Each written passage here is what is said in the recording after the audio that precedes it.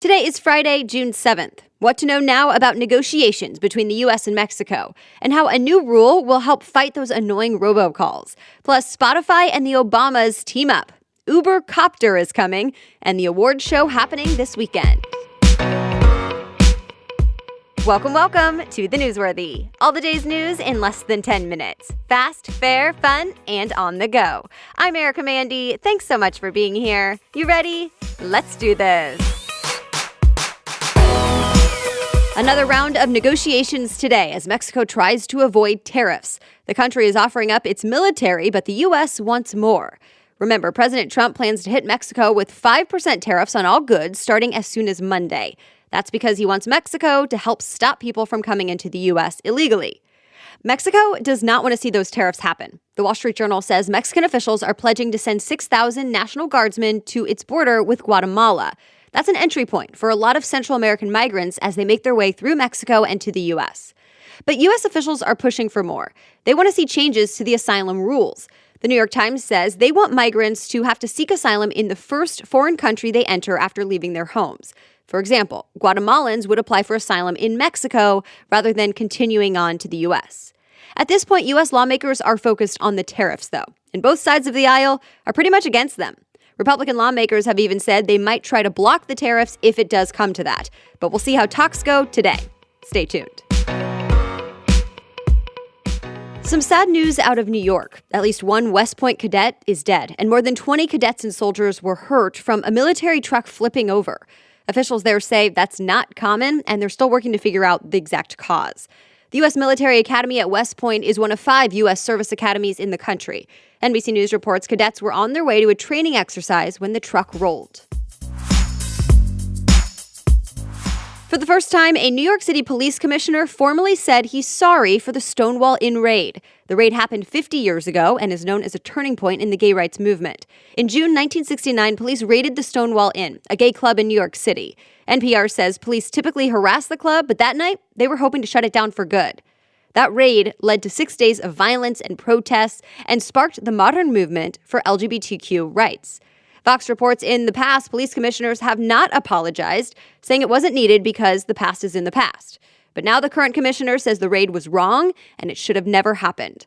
Although the AP reports critics think this apology took too long. A massive pride celebration is planned for later this month in the city to commemorate the Stonewall riots.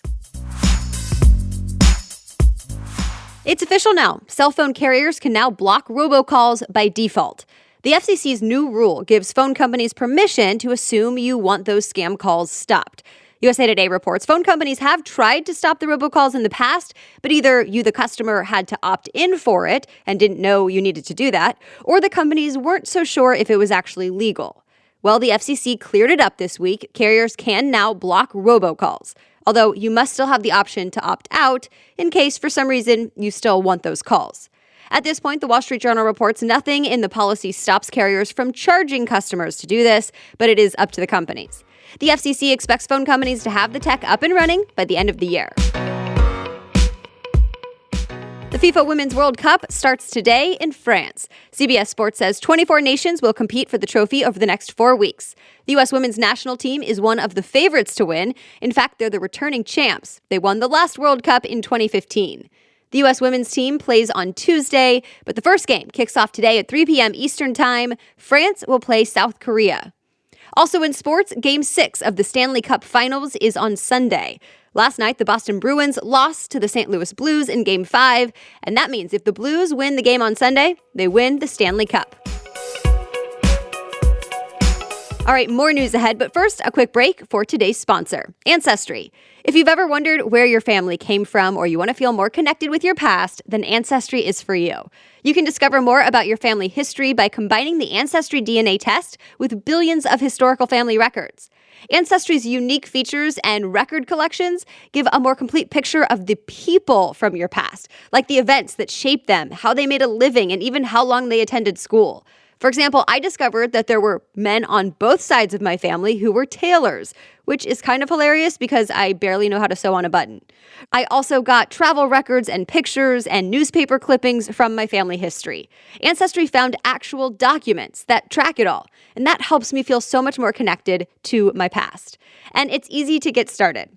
And a heads up, because for a limited time, now through June 13th, you can go to Ancestry.com/newsworthy to get your Ancestry DNA kit for $69. That's Ancestry.com/newsworthy to get started for just $69. Ancestry.com/newsworthy. Now back to the news. Robots are getting more and more coordinated. That means they could take over even more jobs. Amazon founder Jeff Bezos says he thinks robots will soon be as good at grasping items as humans are, which apparently is a big challenge for robots right now. That means some warehouse jobs could be automated maybe in as little as 10 years. Reuters says Bezos talked about this during Amazon's conference in Las Vegas this week, but Amazon has always said it views automation as a way to help its workers, not eliminate them. We'll see. Starting next month, you can take an Uber helicopter, but only if you're in New York City. The Verge says the new ride is called Uber Copter, and you can book one right on Uber's app. The helicopter can hold 5 people and for now only flies between JFK Airport and Lower Manhattan. That flight will take about 8 minutes, and it will cost you about $200. By the way, you have to be an Uber Platinum or Diamond member to book that trip. Uber says the helicopter is the first real demonstration of its flying car project. Uber has competition, though. A new service called Blade offers something similar. The Obamas are getting into the podcast world. The Verge reports they signed a multi-year deal with Spotify. Barack and Michelle Obama will make podcasts exclusively for the streaming service through their production company, Higher Ground. There aren't a lot of details about the podcast yet, but Michelle Obama says she hopes they'll help people connect emotionally and open their minds and hearts. Earlier this year, the Obamas made a similar deal with Netflix for films and TV shows. They plan to make several series and features. So far, we don't know any of the release dates. The biggest night in Broadway is this weekend. The 2019 Tony Awards air on Sunday. Billboard says James Corden is hosting, while stars like Sarah Bareilles, Tina Fey, and Josh Groban will present awards. Of course, there'll be plenty of singing. Many will perform, including the cast of Beetlejuice, The Cher Show, and Oklahoma. As for awards, The Prom and Tootsie are up for Best Musical, while Kiss Me Kate and Oklahoma are nominated for Best Revival. By the way, it was a great year for Broadway. Rolling Stone says the Broadway season broke attendance and box office records, hitting $2 billion in ticket sales. You can catch the Tonys on CBS at 8 Eastern Time, Sunday. When you're stressed, your dog could be too. The AP reports Swedish researchers studied the cortisol levels of nearly 60 people and their border collies and sheepdogs. Cortisol is a chemical released when you're stressed.